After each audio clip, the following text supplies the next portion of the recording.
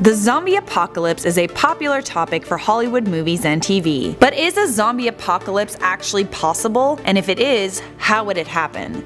Zombie attack!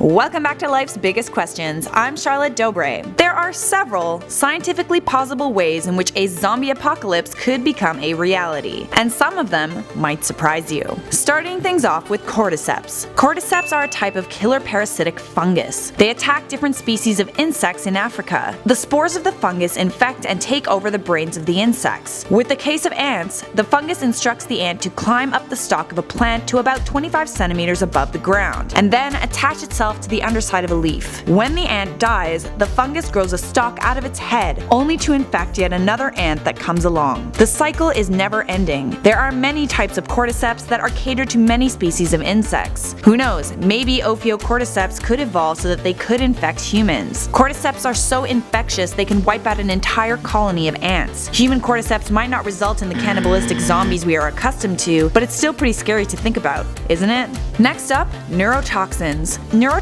are a type of poison that hinder your bodily functions to the point that you could be considered technically dead. The poison that comes from the Japanese blowfish, fugu, has the capability to do this. Once the victim is in this state, they can be brought back with either drugs or alkaloids. And then, once they are brought back, the victim is in a trance-like state with absolutely no memory, but they're still able to do basic tasks like eating and sleeping. So they're basically a zombie. Sound impossible? It's already happened. Clairvius Narcisse was a Haitian man who was declared dead and buried in 1962. 18 years later, he was found wandering around a Haitian village. Even though it's possible to use neurotoxin to create zombieism in this way, the zombies might not be angry cannibals. Keywords: might not. Next up, brain parasite, like Toxoplasma gondii, which is most commonly found in rats. If a rat becomes infected with Toxoplasma gondii, its brain starts doing all kinds of weird things. Once infected, instead of being fearful of a cat and running away, the rat starts to seek out cats. The infected brain of a rat will seek out cats because it's attracted to the smell of their urine.